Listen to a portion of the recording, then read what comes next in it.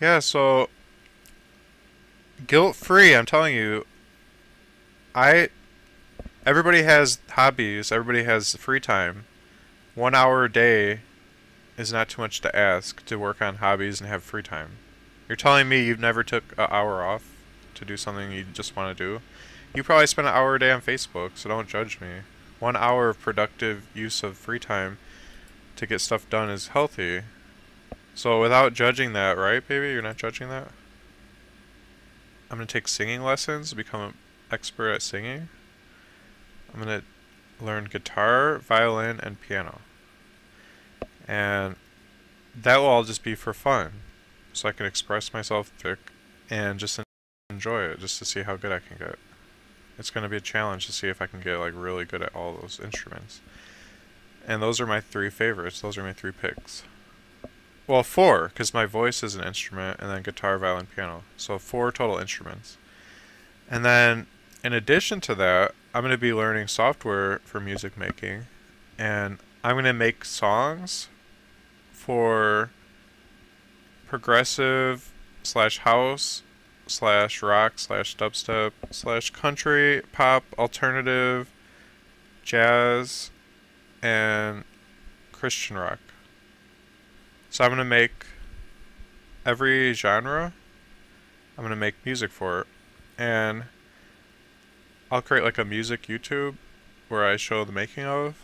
And I'm just going to make like one song per genre and just see what happens. And then I'll publish the song officially once it's done on all the different channels. So like SoundCloud, iTunes, everything, and see if it goes viral. Who knows? Maybe one song I make ends up being a huge hit song, and then I get a huge fan base, and then I have to start touring, and then I have to wear a leather costume, leather bodysuit, and dance around on stage.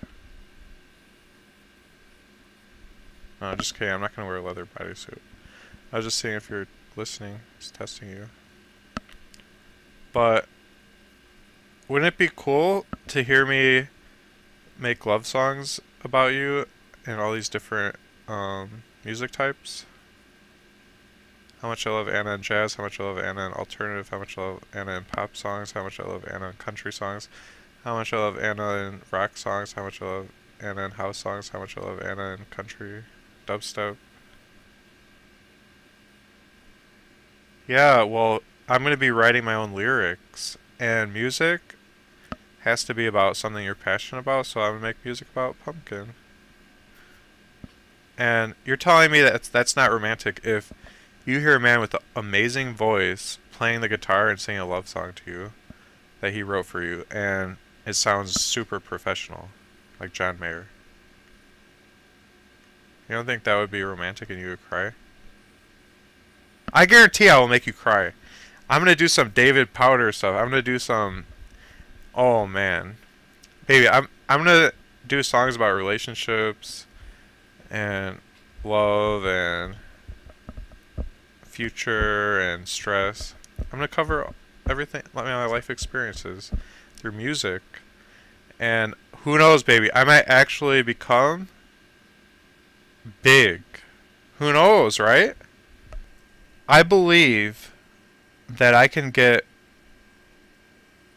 like 20 or 30,000 views per song on YouTube and maybe make, like $1,000 on some of them. But I'm saying there's a chance that one or two of the genres could end up really exploding, a million hits, and then, I got a serious fan base now. I'm Skrillex. I'm saying there's a chance. Because if you make quality music and you just happen to have something that has an amazing beat, and then you submit it to radio stations, and I'll do the promotion. I'll promote my music and I'll submit it to radio stations. If I get on several radio stations, you don't know. You can become an overnight sensation. And it could happen in multiple genres. So, I'm just saying there's a chance I might become Chris Brown. There's a chance I might become Avicii. So I might be a one-hit wonder, that's fine. But I believe that I can produce music of that kind of quality level. I mean, what does it take, guys? What does it really take? It takes technical skill, attention to detail, a good ear, multiple opinions to find any mistakes. You make it flawless. And you do this through software. It's not like we're in the days where you have to get a band together and everybody's got to be perfect at their instruments and their timing has to be just right and you got to practice and practice and practice. That's not how it is. We have technology now. All I got to do is get some samples from all the drum beats and then get samples of a guitar and samples of this and that, and I got to put together in software perfect tracks. I can even use auto-tune to make my voice sound really perfectly tuned. So it's not that hard now to achieve perfection. And you also have to pick from existing successful music to pull cues from what made that song successful. You got to have the correct pace, the correct rhythm. You got to have the correct hook. You got to have a really catchy chorus that sticks in your head. You got to have all the right elements. You got to have the right bass. You got to have the right, snare drum. You got to have everything just so. You got to have the right progression. You got to have the right build-up. You got to have the right background stuff and the remastering.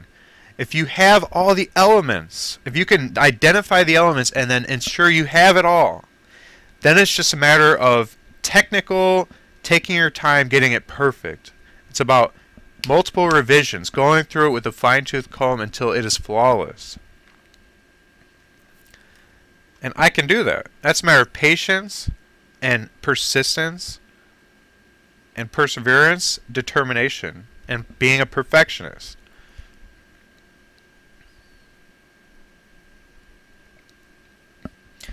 Music theory can be learned by analyzing and breaking down music. You take a song and you start pulling out elements. Okay, I'm just going to listen to guitar and I'm going to recreate that. The first thing you could probably do is just create an exact replica of an existing song. Everything from the bass to the background, everything. And you play them both and you get them identical. Then you've demonstrated that you can actually break down successful music and repeat it and recreate it. And in doing so, you'd identify every single element from the bass to the vocals to the reverberations, the remastering, everything. So that's probably where I'd start in order to truly master the theory of the software and also master breaking down the different elements of the song and how it carries on, which I've done over the years listening to music my entire life. You have to understand, it's not like I've never heard music. I've been listening to music and studying what makes that music successful and thinking about this my whole life.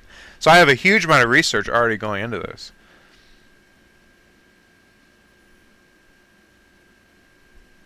Two years to make something decent with music software, that's BS.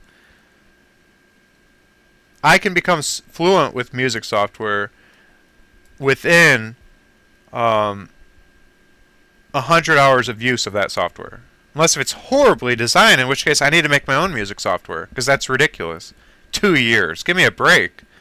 I've learned, dozens and dozens of different software programs, and it never took me that long. I've learned it in like 3 days. Also, you have to understand, some people have better learning speeds, and also some people who are experts with dealing with many types of software their entire life are better at learning a new software because they're already fluent in software design and where to look for things and menus, and it becomes second nature over time. And you can, just like once you've learned 3 languages, learning a 4th language is not a big deal. It's the same thing. You become fluent and talented at learning a new language at some point. There's a lot of common threads and similarities that you can pull off of. I already explained old days. This is not going to affect the timeline of the robot because this is during my morning routine, 1 or 2 hours a day. I'll be working on these different projects, and music is just one of those 50 projects. So it's not going to affect the robot at all. The robot is still going to get its 8 hours a week or so, and then once certain other projects that are involved get wiped out, the robot will even get some more hours per week. So this has zero impact on the robot whatsoever.